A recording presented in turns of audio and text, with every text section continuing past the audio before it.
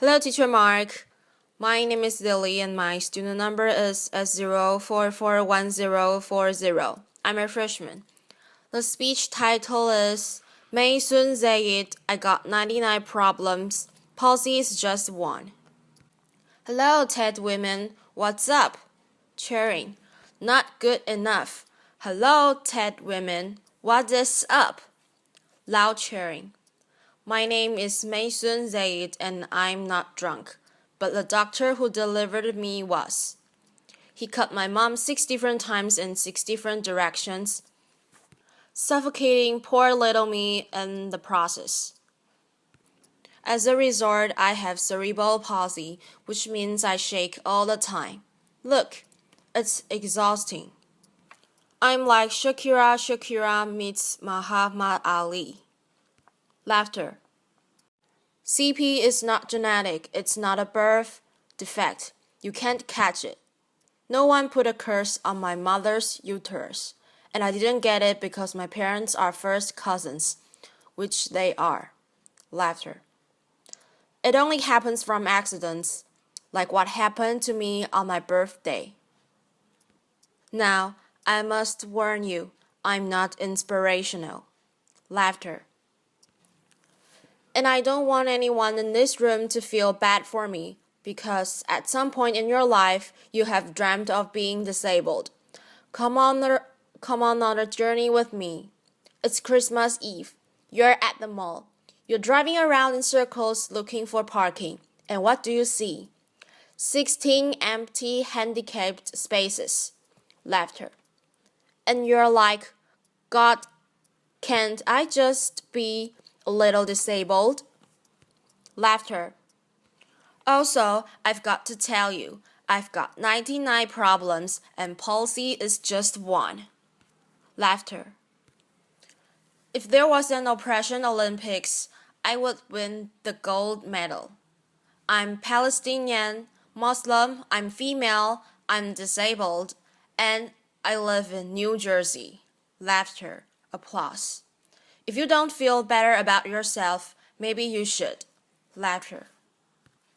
Cliffside Park, New Jersey is my hometown. I have always loved the fact that my hood and my affliction share the same initials. I also love the fact that if I wanted to walk from my house to New York City, I could. A lot of people with CP don't walk, but my parents didn't believe in can't. My father's mantra was, you can do it. Yes, you can. Laughter.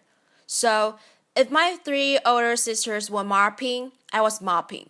If my 3 older sisters went to public school, my parents would sue the school system and guarantee that I went too. And if we didn't all get A's, we all got my mother's slipper. Laughter. My father taught me how to walk when I was 5 years old by placing my heels on his feet and just walking. Another tactic that he used is he would dangle a dollar bill in front of me and have me chase it. Laughter. My inner striper was very strong. Laughter. Yeah, no, by the first day of kindergarten, I was walking like a champ who had been punched 1 too many times. Laughter. Growing up, there were only 6 Arabs in my town, and they were all my family. Laughter. Now there are 20 Arabs in town, and they are still all my family. Laughter. I don't think anyone even noticed we weren't Italian. Laughter. Applause. This was before 9/11 and before politicians thought it was appropriate to use I hate Muslims as a campaign slogan. The people that I grew up with had no problem with my faith. They did, however, seem very concerned that I would starve to death during Ramadan. I would explain to them that I have enough fat to live off for 3 whole months. So fasting from sunrise to sunset is a piece of cake. Laughter. I have tap danced on Broadway. Yeah, on Broadway. It's crazy. Applause. My parents couldn't afford physical therapy, so they sent me to dancing school. I learned how to dance in heels, which means I can walk in heels. And I'm from Jersey, and we are really concerned with being chic. So if my friends wore heels, so did I. And when my friends went and spent their summer vacations on the Jersey Shore, I did not. I spent my summers in a war zone because my parents were afraid that if we didn't go back to Palestine every single summer, we'd grow up to be Madonna. Laughter. Summer vacations often consist of my father trying to heal me. So I drank deer's milk. I had hot cups on my back. I was dunked in the Dead Sea. And I remember the water burning my eyes and thinking, it's working, it's working. Laughter. But one miracle cure we did find was yoga. I have to tell you, it's very boring. But before I did yoga, I was a stand-up comedian who can't stand up. And now I can stand on my head. My parents reinforced this notion that I could do anything, that no dream was impossible.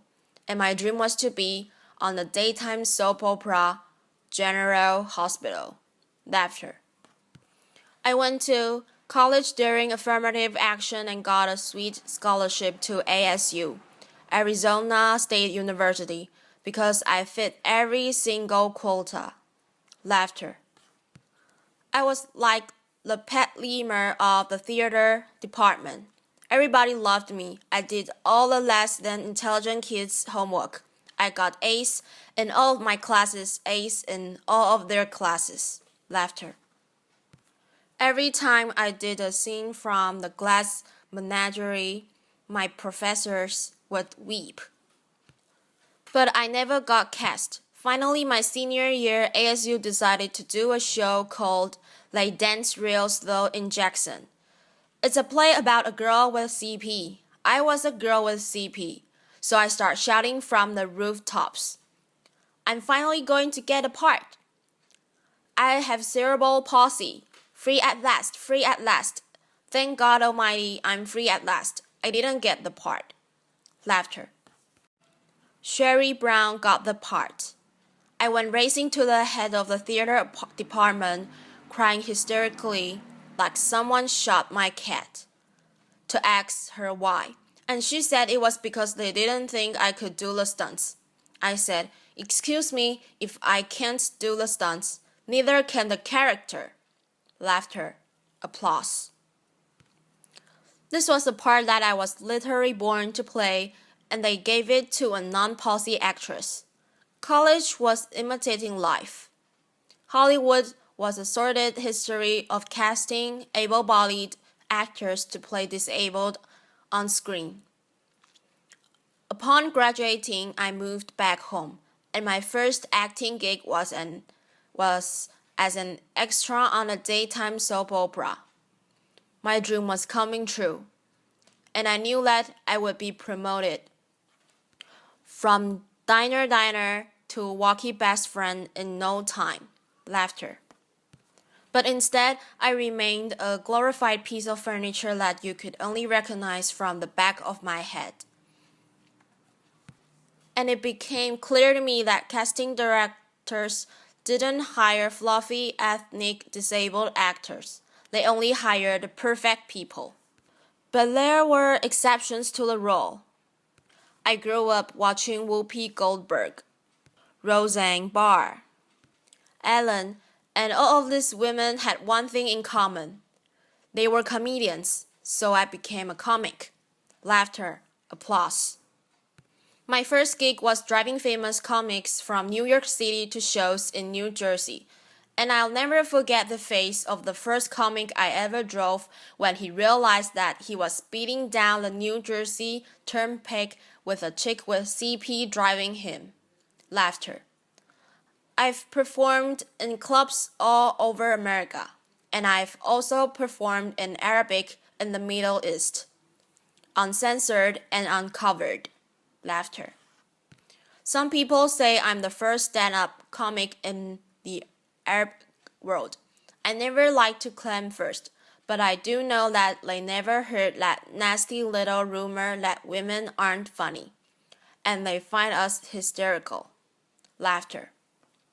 In 2003, my brother from another mother and father, Dean Obidallah, and I started the New York Arab American Comedy Festival. Now in its 10th year, our goal was to change the negative image of Arab Americans in media, while also reminding casting directors that South Asian and Arab are not synonymous. Laughter. Mainstreaming Arabs was much easier than conquering the challenge against the stigma against disability. My big break came in 2010. I was invited to be a guest on the cable news show Countdown with Keith Elberman. I walked in looking like I was going to the prom, and they shuffled me into a studio and seated me on a spinning, rolling chair. Laughter. So I looked at the stage manager and I'm like, "Excuse me, can I have another chair?" And she looked at me and she went, 5, 4, 3, 2. And we were live, right? So I had to grip onto the anchor's desk so that I wouldn't roll off the screen during the segment. And when the interview was over, I was livid. I had finally gotten my chance and I blew it. And I knew I would never get invited back. But not only did Mr. Olbermann invite me back, he made me a full-time contributor. And he taped down my chair. Laughter. Applause. One fun fact I learned while on the air with Keith Elberman was that humans on the internet are scumbags. Laughter. People say children are cruel, but I was never made fun of as a child or an adult. Suddenly, my disability on the World Wide Web is fair game. I would look at clips online and see comments like, "Yo, why is she tweaking? Yo, is she retarded?" And my favorite, "Poor Gumby-mouthed terrorist. What does she suffer from? We should really pray for her." One commenter even suggested that I add my disability to my credits: screenwriter, comedian, policy. Disability is as visual as race. If a wheelchair user can play Beyoncé, then Beyoncé can't play a wheelchair user. The disabled are the largest. Yeah, clap for that, man. Come on. Applause. People with disabilities are the largest minority in the world, and we are the most underrepresented in entertainment. The doctors said that I wouldn't walk, but I'm here in front of you. However, if I grew up with social media, I don't think I would be. I hope that together we can create more positive images of disability in the media and in everyday life. Perhaps if there were more positive images, it would foster less hate on the internet. Or maybe not. Maybe it still takes a village to teach our children well. My crooked journey has taken me to some very spectacular places. I got to walk the red carpet flanked by soap diva Susan Lucy and the iconic Lauren Arbus. I got to act in the movie with Adam Sandler and work with my idol, the amazing Dave Matthews. I toured the world as a headliner on Arabs Gone Wild. I was a delegate representing the great state of New Jersey at the 2008 DNC. And I founded Maysoon's Kids, a charity that hopes to give Palestinian refugee children a sliver of the chance my parents gave me. But the one moment that stands out the most was when I got, before this moment, laughter, applause. But the one moment that stands out the most was when I got to perform for the man who floats like a butterfly and stings like a bee, has Parkinson's and shakes just like me. Mahatma Ali. Applause. Applause ends. It was the only time that my father ever saw me perform live, and I dedicate this talk to his memory. Arabic. Hamaki English. My name is Maysoon Zayid, and if I can, you can. Cheering. Applause.